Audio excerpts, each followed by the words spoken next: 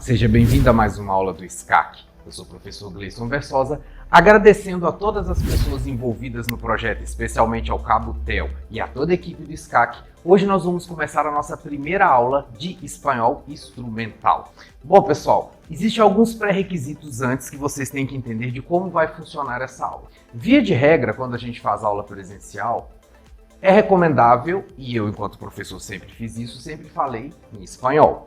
No entanto, como nós estamos fazendo dessa vez de forma remota, optarei em fazer a maior parte das explicações em português, porque vocês não terão a opção, aqui de modo síncrono, de me perguntar caso não tenham entendido alguma coisa em espanhol, ok?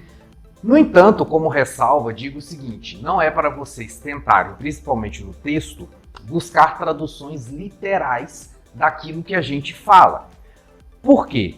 O seu pensamento tem que ser habituado, de forma mais rápida possível, a conseguir identificar o que está escrito em espanhol, já como se fosse algo que você já está lendo de maneira fluente, sem necessitar fazer tradução.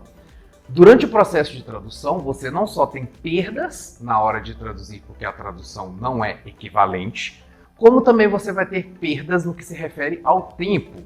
Ou seja, o ideal e o adequado é que no momento que você chegue na prova, seja do Enem, ou seja de qualquer outra prova que você tenha que fazer, uma língua instrumental, serve para o espanhol como para qualquer outra, você já consiga bater o olho e já identificar o que aquela determinada palavra indica na língua estrangeira, sem que você necessite traduzi-la necessariamente para o espanhol, ou para o português, ou para qualquer língua, dependendo de qual é o tipo de trabalho de tradução que você tenha que fazer, tá? Então, essa ressalva serve para dizer o seguinte, nós não vamos fazer um trabalho direto de tradução, tá? O trabalho que vocês têm que fazer na prova de espanhol como língua estrangeira é um trabalho de interpretação na língua estrangeira. Então, o que isso quer dizer? Você vai ter um texto em espanhol, você terá que interpretá-lo, não necessariamente precisará saber todas as palavras. Aqui nos textos que a gente for ler, eu vou mostrar, obviamente, todas as palavras, o que significa, etc. Mas você, dentro do momento lá da prova do Enem ou de qualquer outra prova instrumental, não necessariamente você precisa saber todas as palavras. O que eles vão te cobrar quase sempre vai ser uma compreensão global daquilo que está escrito no texto. Tanto é verdade isso, que quando você vai fazer uma prova do Enem, eles não te cobram as perguntas em espanhol. A prova está em espanhol, o texto está em espanhol, no entanto, as perguntas vão estar em português. Tanto é isso que se a banca quisesse que você soubesse exatamente palavra por palavra, ela ia te cobrar um trabalho direto de tradução. E não é isso que é cobrado para você, ok? Bom, então o nosso primeiro texto hoje que nós trabalharemos será o seguinte. Vou mostrar para vocês um texto que se relaciona a elementos da cultura espanhola, porque sempre língua vai ser trabalhada junto com uma cultura, tá? E dentro das provas, eles vão sempre te cobrar alguns elementos relacionados à cultura de um país ou de outro. Nas provas de língua estrangeira, costuma-se colocar elementos relacionados a algum traço cultural de algum povo. Pode ser um texto relacionado, talvez, a cultura andina, e aí você vai identificar por causa das roupas, etc. Ou um texto relacionado à cultura espanhola, etc. Portanto, é importante que você tenha pelo menos uma noção do que se trata esse mundo hispânico, né? Pelo menos uma noção do que é o mundo hispânico, porque senão, na hora que você for interpretar a prova, você não sabe onde que fica o Peru, ou onde que fica a Espanha, onde que fica a Argentina, ou algum tipo de diferença cultural entre elas que você será cobrado na hora do texto.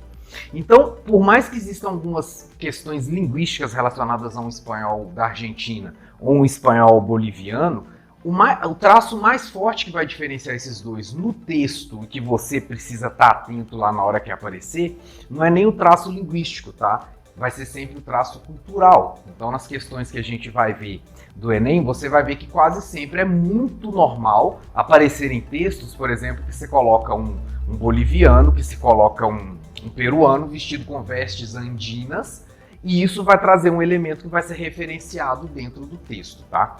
Então, é importante que você tente fazer essa conexão entre a questão linguística que está sendo falada do texto mas que esse texto ele tem que extrapolar para dentro da compreensão global, porque afinal de contas o Enem não vai te cobrar. Não é só uma questão linguística, porque se fosse só uma questão linguística, provavelmente eles iam te cobrar apenas e tão somente a gramática. Tá? E sobre a gramática depois a gente fala como vai começar, tá? Bom, então no slide 1 eu vou mostrar para vocês aí um texto, tá? E aí os comandos dos textos quase sempre vão ser comandos na língua estrangeira. Só as questões é que serão em espanhol, tá? Então o comando do texto vai te dizer o seguinte, ó. Instrucción. Lea los textos atentamente y a continuación selecione la alternativa adequada para cada una de las cuestiones que siguen. Então vocês já conseguem perceber que caso você seja, obviamente, um falante de língua portuguesa, é muito tranquilo entender o espanhol escrito, porque praticamente tem pouquíssimas variações, né? O percentual de língua de semelhança entre os dois é gigantesca e você consegue ver semelhanças muito grandes. Claro que nós vamos trabalhar questões de falsos amigos, vocês vão ver que tem coisa que parece, mas não é, tá? Mas a princípio, se você ler com atenção, é bem possível que você consiga de maneira clara entender o que o texto está dizendo, tá? E aí o texto, obviamente, como eu já disse, vai ser sobre língua e cultura hispânicas. 4 áreas linguísticas existem atualmente em Espanha. Então o texto começa falando de que a Espanha, por mais que seja um país não muito grande, lá você vai ter 4 áreas linguísticas e por mais que o espanhol seja falado em vários países do mundo, estranhamente dentro da Espanha ele não é unanimidade. Então dentro da Espanha você tem 4 áreas de influências de outras línguas, tá? Isso por razões históricas e pelo fato de que a Espanha é muito antiga, então você teve muitas divisões. Obviamente, dentro dessas divisões, cada um tenta manter sua língua até hoje. Tá? Um fato que não acontece, por exemplo, na América Latina, que tem uma coesão linguística até maior do que a Espanha, do ponto de vista de distância da língua. Tá? E aí eles vão te dizer, ó, corresponde a las llamadas nacionalidades históricas. Castilla, e daí que vem castelhano. Então, quando você ouvir castelhano ou espanhol, é a mesma coisa. São sinônimos. Por quê? O espanhol nasceu na região de Castilla. Então, quando se diz castelhano ou espanhol, trata-se da mesma língua, ok? Na sequência, Catalunha, Galícia e País Basco. A Catalunha é muito conhecida porque é a região do time de futebol lá, o Barcelona, e nessa região não se fala espanhol, né? Nessa região se fala catalão. Inclusive, um dos pré-requisitos para os jogadores serem apresentados lá, eles vão ter que fazer saudações em catalão e não uma saudação em espanhol. E é inclusive uma região separatista que visa se separar da Espanha, dentre outras coisas, por causa dessa identidade linguística, tá? Porque eles se identificam com a língua catalã, com a cultura catalã, e não necessariamente com a cultura espanhola. A Galícia, que é onde se fala galego, que é muito parecido como se fosse um portunhol, tá? E o País Basco, que é onde se fala uma língua que ninguém sabe de onde veio, ao contrário do espanhol, do português e do francês e do italiano, que a gente sabe que veio do latim. A língua do País Basco é uma língua que ninguém sabe de onde veio. É uma língua, vamos dizer, alienígena, ela não tem maternidade definida, a gente não consegue, através do DNA da língua, saber qual é a matriz dessa língua. Portanto, é uma língua muito esquisita e a gente não consegue saber de onde que ela veio, tá? E aí, na sequência, ele vai dizer: los bascos, pueblo de origem remotíssima, aún por determinar, conservan su lengua, el euskera, que é exatamente essa língua que eu acabei de dizer que é estranha. La única entre las hispânicas que não procedem del latim. Las otras 3, catalán, gallego y castellano, se formaron en alta edad media, a partir de la disgregación de la unidad política instaurada por Roma. Então, se você voltar um pouco lá na origem histórica dessas línguas latinas, você vai lembrar que o Império Romano, isso aí você vai lembrar nas aulas de história, não? Que o Império Romano era gigantesco e onde ele ia, ele levava o latim. Com o passar do tempo, essas línguas foram se diferenciando. Dentre elas apareceram tanto o português, quanto o espanhol, quanto o galego, quanto o francês, quanto o provençal e etc. E essas línguas, com o passar do tempo, foram se diferenciando e se tornando línguas autônomas, tá? Portanto, é uma herança desde essa época. E, obviamente, como os países não nasceram como são, eles tiveram um longuíssimo processo histórico, sobretudo na Europa. Então, claro que até hoje essas marcas elas são muito fortes dentro da população de cada um desses locais, tá? Pode parecer estranho, principalmente para quem mora no Brasil, e diferente da região na qual você se encontre. Por exemplo, aqui a gente está em Minas, que é um estado do tamanho, mais ou menos do tamanho da Espanha. Imaginar que no estado desse você tenha 4 línguas diferentes é muita coisa para um brasileiro, tá? Mas isso é bastante normal para eles lá na Europa de modo geral. E aí na escola, geralmente o aluno aprende mais de uma língua. E dentro da família sempre vai ter alguém que é de um lugar e de outro, de forma que acaba que vira normal a pessoa saber 2, 3 línguas. Não é nada de absurdo, talvez absurdo para a nossa realidade, não para a realidade deles, tá? E aí na sequência ele vai dizer, né? Ele vai mostrar um mapa, tá? Então vocês estão observando na tela, o mapa está dizendo o seguinte: nós temos aí essas regiões coloridas, tá? Aqui a gente está mostrando a Espanha. Do lado esquerdo aqui, que seria a oeste, não esquerdo, oeste, dizendo de maneira mais técnica, nós temos Portugal, que é obviamente onde se fala português, e da parte à direita até chegar na França nós temos a Espanha, que é obviamente de onde saiu o idioma espanhol, mais especificamente da região de Cartilha, o reino que era Cartilha e León, e é esse reino que trouxe a língua para o outro lado do Atlântico, que acabou se tornando a língua oficial daquele bloco imenso de países que falam língua espanhola, tá? Do outro lado do continente. Com a sequência dos textos, vão sempre aparecer outros elementos culturais, a gente vai acrescentando. De imediato, é bom que você consiga absorver não só o fator textual aqui, mas também fatores que vão te ajudar no momento do texto. Por quê? Esse tipo de texto que a gente está lendo aqui é exatamente o tipo de texto que acaba sempre caindo nas bancas. Ou seja, é exatamente o tipo de texto que você vai ser cobrado. Então, o nosso treinamento não vai passar apenas por uma questão linguística, na qual você necessita saber o que as palavras estão dizendo, mas também vai passar por um mecanismo no qual você tem que saber do que está se dizendo. Então, assim, geralmente, eles não vão colocar nenhum texto de língua espanhola que trate de alguma questão metafísica, de alguma questão filosófica complicada, de maneira nenhuma. Eles quase sempre vão colocar algum texto que remeta a alguma questão cultural do momento ou alguma questão histórica, por exemplo, como essa de formação de um povo. Porque pressupõe-se que essa deve ser a sua base na hora que você vai tentar entender a cultura de um povo, tá? E aí eu vou voltar um pouco no texto aqui para mostrar para vocês algumas palavras-chave, tá? Mais especificamente essa que está aqui na 4ª linha, na linha que começa: Los barcos, pueblo de origen remotíssimo, aún por determinar. Existem algumas palavras em espanhol, tá, que não são facilmente identificáveis na hora que você está lendo o texto. Por exemplo, se você vê essa palavra aún, essa palavra não tem em português, assim, você não vai achar. E são palavras que são palavras-chave, tá? Que geralmente vão se repetir, tá? Então existe um bloco de palavras que mais na frente, inclusive o material, vai fazer com que você trabalhe traduções diretas mesmo dessas palavras, só que com o passar do tempo, o ideal é que você pare de buscar lá na memória a tradução exata, que já seja capaz de bater o olho e identificar, tá? Essa é uma delas, tá? Que vai aparecer na lista lá da frente. Então, ou seja, de origem remotíssima, ainda por determinar e conservar na sua língua, que no caso é o euskera, e por aí vai, tá? Então aqui para chamar a atenção seria essa, daqui a pouco a gente vai ver os outros elementos, vamos continuar no texto. Aí o texto continua dizendo o seguinte: El liderazgo de Cartilla entre los estados peninsulares durante el Renacimiento y el descubrimiento de América, que fue obra de los castellanos, hizo con que su lengua se convirtiera en el medio de comunicación entre todos los pueblos hispánicos y que se extendiera por el Nuevo Mundo. Nesse momento, vou ter que chamar a atenção também de uma questão da própria interpretação.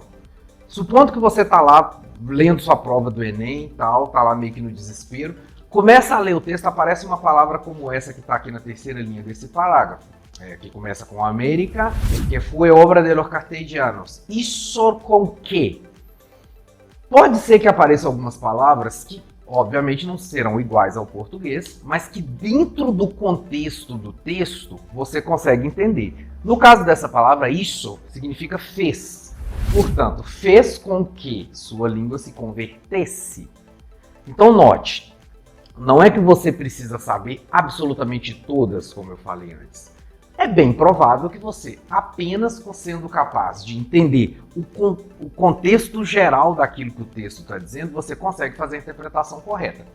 É muito comum que o estudante, quando ele bate o olho numa palavra desse, ele liga o modo desespero, entra em pânico, trava e acha que não vai conseguir fazer. Mas muitas das vezes, ou é uma palavra que nem sequer vai ser cobrada na pergunta, ou é uma palavra que ela não é tão angular assim na construção do texto que você consegue viver sem, vamos dizer assim, caso você não consiga deduzir do contexto igual foi aqui. Então, via de regra, não precisa se apavorar, sempre vai aparecer alguma palavra que você não conhece, tá? Sempre tem alunos que tentam decorar lista de palavras, decorar dicionário, não adianta, porque sempre vão aparecer palavras que você não vai saber, isso é absolutamente normal. A única coisa que você tem que fazer é ficar preparado para saber que vão aparecer palavras que você não sabe o que é. E quando isso acontecer, você vai e tenta deduzir do contexto o que ela quer dizer. Às vezes não vai funcionar. Geralmente, quando não funcionar a dedução, é porque ela não vai ser cobrada lá no momento das questões, então você pode ficar tranquilo, porque no contexto geral vai dar para entender aquilo que o texto disse. Porque, por exemplo, lá embaixo quando se diz, nessa sequência depois do isso con que su lengua se convertiera. Esse se convertiera, por exemplo, significa se convertesse, que é um modo subjuntivo, ou seja, um modo subjuntivo, que seria estudado num curso de espanhol bem mais avançado. Porém, dentro do contexto, você consegue entender que isso é um conjuntivo. Então você consegue entender claramente que isso tem que ser algo relacionado a uma hipótese, ou seja, algo relacionado a uma possibilidade. E é isso que eles querem que você entenda, que isso significa uma possibilidade. Você não precisa de classificar lá. Isso aqui é o conjuntivo do não sei o que. Não, você não precisa, isso não será cobrado de você. Tá? Então, se não será cobrado, não precisa de você perder tempo, vamos dizer dessa forma. Claro que eu vou explicar para que você saiba, para que você use isso como uma ferramenta de interpretação. Mas uma ferramenta de interpretação não significa necessariamente que você tem que destrinchá-la, tá? Então você pode usar a ferramenta sem saber exatamente como a ferramenta é produzida, tá? Então na sequência, vamos voltar para o texto, ele diz que se convertiera em el medio de comunicación entre todos los pueblos hispánicos e que se extendiera, ou seja, que se estenderia por el nuevo mundo. E aí, por Nuevo Mundo, você tem que entender como, e aí entra de novo o contexto histórico, né? Veja que as matérias vão se entrechocando, né? As matérias vão se complementando umas às outras, então aí você tem que saber que a Europa significa Velho Mundo, e aqui na América nós estamos falando do Novo Mundo, então temos Nuevo Mundo por isso, tá? E na sequência, el espanhol, o castellano, é atualmente a língua oficial de Espanha.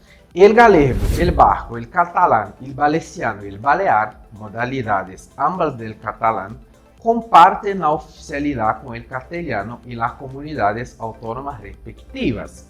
Então, dentro dessas regiões, por exemplo, da Galícia, você vai ter, ao mesmo tempo, o espanhol como língua oficial e o galego. Se a gente estiver falando da Catalunha, então você vai ter ao mesmo tempo o espanhol como língua oficial e o catalão como língua oficial.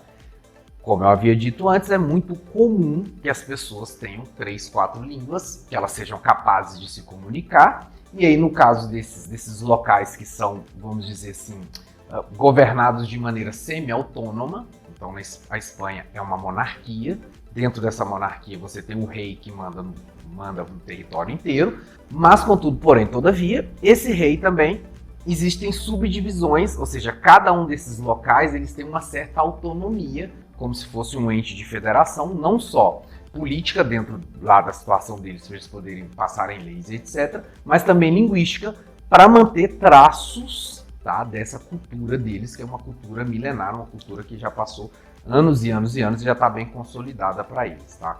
Então vamos terminar o texto, vamos na sequência, ó. El español es también la lengua de 18 repúblicas de América Central y Meridional y de la República de Guinea Equatorial y el continente africano. Então, a gente está falando de, além da língua oficial da Espanha, de mais 18 países, ou seja, muito país, que fala o espanhol. Porque, obviamente, como a Espanha se se difundiu durante as navegações, eles foram para muitos lugares. Esses muitos lugares que a Espanha dominou, acabou adotando na sequência o espanhol como sua língua oficial. Então, a herança hispânica, é por isso que a gente diz mundo hispânico, porque é um mundo que tem a cultura e a língua e a tradição ligada a Madrid, até hoje, né? Então, a gente continua. Ó. Es importante el número de hispanohablantes en los Estados Unidos de América, donde quizá superen la población negra a princípio deste siglo. Então, se você pensar, agora não só em questão de língua oficial, tá? Mas de quantidade de falante, se a gente imaginar com muita imaginação, né? Vamos imaginar, por exemplo, que essa parte aqui seja os Estados Unidos, né? A gente tem aqui os Estados Unidos, aqui a gente tem o México, tá? Então, vamos imaginar com muita imaginação. Esses daqui são os confins dos dois países, tá? Aqui temos a linha da fronteira. Obviamente, como é de domínio comum, todo mundo conhece que essa história acontece muito, nós temos um número imenso de pessoas que passam do México para os Estados Unidos. E aqui nessa parte sul dos Estados Unidos, tá? Existe uma comunidade gigantesca que fala espanhol. Obviamente, esse espanhol não é contado como língua oficial, né, aqui dentro dos Estados Unidos. No entanto, você tem uma faixa gigantesca de pessoas com a quantidade enorme de pessoas que utilizam o espanhol como língua estrangeira. Aliás, como língua materna dentro de um país estrangeiro. Portanto, além de você ter, de maneira oficial, essa quantidade louca de países, você também tem dentro desses países, dentro dos Estados Unidos, uma comunidade hispânica gigante, tá? Que continua mantendo a cultura hispânica, que continua mantendo o modo de viver hispânico e continua mantendo a língua, mantendo as tradições. Claro que em determinados casos, como alguns chegaram lá há muito tempo atrás, os pais chegaram há muito tempo atrás, eles acabam absorvendo a cultura lá dos Estados Unidos, etc. Em alguns casos, essa língua se misturou para se transformar numa espécie de spanglês, mas o traço hispânico ele se mantém. Então percebam o quanto é forte a cultura hispânica dentro do contexto mundial. Não só como oficial, como essa infiltração cultural dentro do maior país do mundo. Ou seja, estamos falando de uma língua muito importante, tá? E nesse ponto, só um detalhe que para nós parece estranho.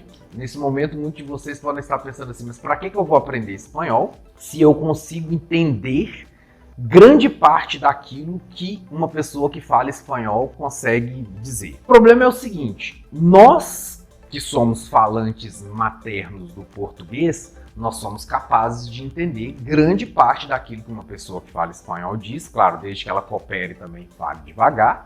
Quem não sabe nada de espanhol consegue entender.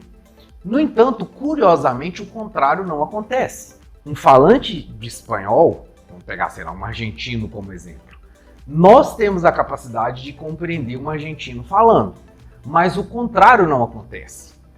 Quem é falante de uma língua espanhola, quem é hispanohablante, ele não é capaz, ele não consegue entender quem fala português.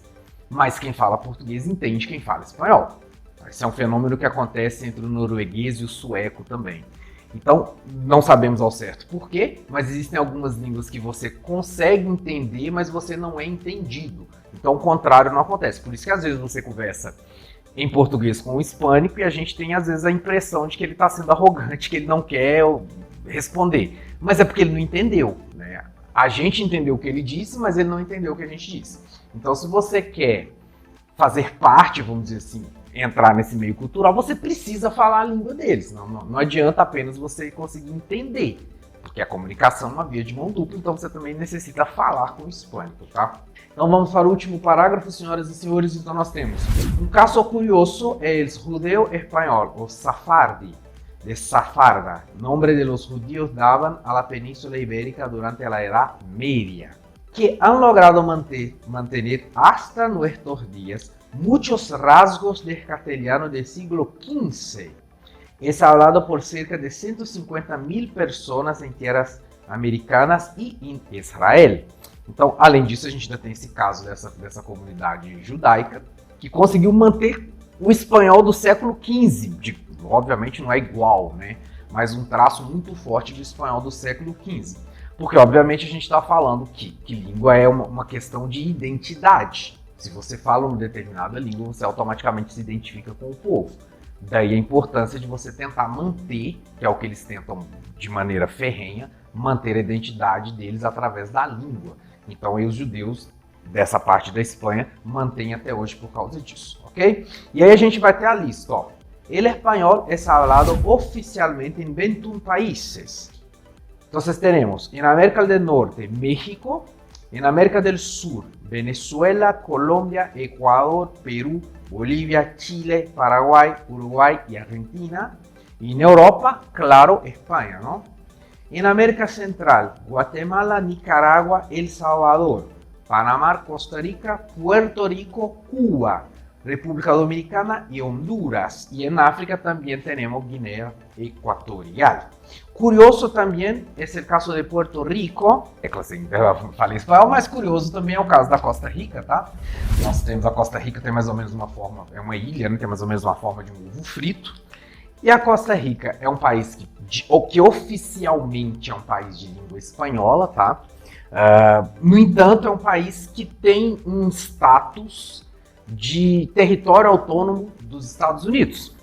Então, San Juan, que é a capital da Costa Rica, tem menos costarriquenhos que Nova York. Porque como todo costarriquenho tem automaticamente a cidadania americana, muitos costarriquenhos saem da Costa Rica e vão para os Estados Unidos. Mas mesmo assim, mesmo sendo um território conectado politicamente de maneira forte com os Estados Unidos, mesmo assim, os costarriquenhos mantêm a língua espanhola. Claro que quando você escutar um costarriquenho falando, né, muito provavelmente você vai conseguir entender alguns traços ali do inglês, mas por causa dessa influência. Mas a identidade hispânica, ela continua. Então o que eu quero que vocês entendam é que por mais que exista uma língua espanhola, vamos dizer, que é a mesma, né, porque a gente está falando sempre do mesmo espanhol, você não precisa aprender um espanhol da Espanha, um espanhol do Chile, um espanhol da Guiné, não, é o mesmo espanhol. Se você aprende a ler um texto de uma determinada variação, você vai ser capaz de ler todas. Mas, contudo, porém, todavia, você vai perceber muito claramente que existem diferenças na maneira que essas pessoas conversam. Mal comparando, seria exatamente o que acontece com o português. Se você conversa com alguém do sul do país, você vai ver diferenças claras com alguém do norte, com alguém do sudeste, etc. Porém, não existe uma distância de comunicação tão grande a ponto de que as pessoas não se entendam. As pessoas conseguem se entender dentro da comunidade hispânica. Então, um chileno, por exemplo, ele pode ter alguma dificuldade em termos de vocabulário, por exemplo, mas ele vai perfeitamente conseguir se comunicar com um madrilenho ou com alguém da Guiné, etc. Não tem problema. Por mais que pode se dar ali um probleminha de uma palavra ou outra que é um pouco diferente, mas a grosso modo você consegue se comunicar. E isso dentro das provas, tá? Eles tentam de maneira... costumam conseguir, tá? Eles tentam evitar esses regionalismos, tá? Então, assim, dificilmente vai cair lá na prova alguma pergunta relacionada a esse espanhol é de qual lugar. Eu nunca vi, eu acho que isso nunca aconteceu e acredito que nunca vai acontecer. Mas quando você está num nível mais avançado, é possível que você já consiga entender de onde que esse texto é. Mas dificilmente vai ser cobrada essa diferenciação. Então, principalmente para quem for seguir nos estudos, e é uma curiosidade que muitos têm, se você aprende uma variação, você vai conseguir falar dentro de outra variação de maneira tranquila, eles vão te entender, tá?